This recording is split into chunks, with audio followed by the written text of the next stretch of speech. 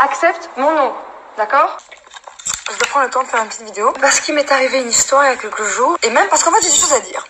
Du coup, j'habite ici dans un appartement, dans une colocation et ma chambre est au rez-de-chaussée d'une rue assez passante avec un vis-à-vis direct sur la rue. J'ai pour habitude le matin quand je me lève de laisser un peu la fenêtre entrouverte pour laisser un peu d'air rentrer. Et un matin, je trouve sur mon bureau un petit mot. Voilà. Donc c'est-à-dire que quelqu'un a poussé ma fenêtre depuis la rue pour déposer un mot comme ça dans ma chambre. Appelle-moi s'il te plaît, je suis ton voisin, tu me plais trop. Hier, j'ai pas dormi toute la nuit à cause de toi. J'habite au numéro 59 en face de toi. Hop là, numéro 59, tac. Donc c'est une personne que je ne connais pas, je ne sais pas à quoi elle ressemble. Bon, c'est un peu maladroit, c'est pas très grave. Je lui envoie un message pour lui dire « J'ai reçu ton mot, merci de ne plus le faire, ça ne m'intéresse pas du tout, merci, au revoir ». La personne me répond « Désolée pour le malentendu, je suis gentille, ne t'inquiète pas ». Je réponds pas, les jours passent, jusqu'au jour où je reçois ce fabuleux petit SMS rempli de poésie qui me dit « Coucou, comment vas-tu ? Depuis lors, je n'ai pas eu ta réponse, mais sache qu'une bonne bite bien chaude et endurante t'attend. C'est ta chance, profite !» Ma première réaction face à ce SMS, c'est d'écarquer les yeux, de rigoler et de me dire « Ok, ce type est un pauvre type. » Je vais juste pas répondre. Je le minimise auprès de mes potes, on en rigole entre nous. Et en fait, je me rends compte que ça me, mine de rien, ça me reste dans l'estomac. Dans ma chambre, je me sens pas bien, j'y pense, de ouf en fait. Quand je reviens de la douche, je me sens pas à l'aise de me changer, je ferme mes rideaux. Quand j'en parle autour de moi, j'ai toujours les mêmes réactions. Soit on me disait « c'est un pauvre type, c'est pas très grave, juste passe à autre chose ». Soit on me disait « surtout ne réponds pas, tais-toi, n'entretiens pas le truc ».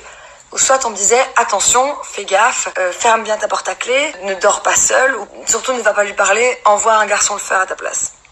Donc j'ai réfléchi et je me suis rendu compte, tiens, pourquoi est-ce que ça me fait bizarre? Pourquoi est-ce que ça me semble pas normal?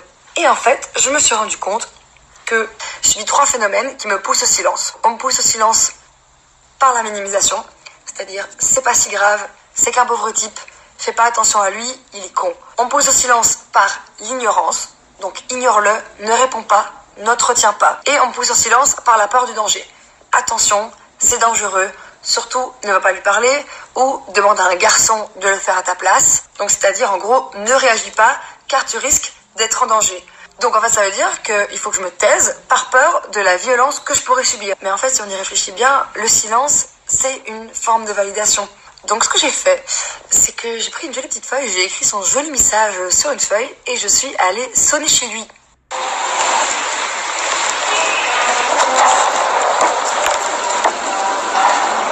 Salut. Salut, ça va? Alors, ça c'est à toi. 2 choses. 1, accepte mon nom. D'accord? Je t'ai dit, ça m'intéresse pas. Je suis obligée de me déplacer jusqu'ici, sonner chez toi pour te parler. T'imagines le temps que je perds? J'ai autre chose à faire. Ok?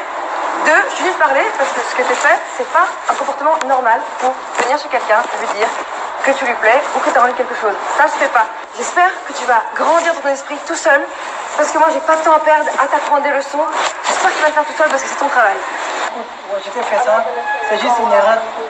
Ouais, je présente mes excuses. Je crois que c'est pas le problème. Moi, j'avais pas d'autre choix pour te rencontrer ou faire quelque chose d'autre. Le fait est que dans ce que tu écris, c'est quelque chose qui est directement sexuel, tu vois, genre, et c'est pas le rapport normal que tu as avec une fille qui te plaît ou un garçon qui te plaît. Ok, désolé. Ça va? Ok.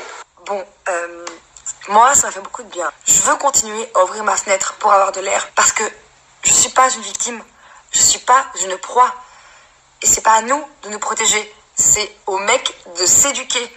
Et je me suis rendu compte en faisant ça, en allant sonner chez lui, que j'avais le cœur qui battait de ouf. J'étais hyper stressée.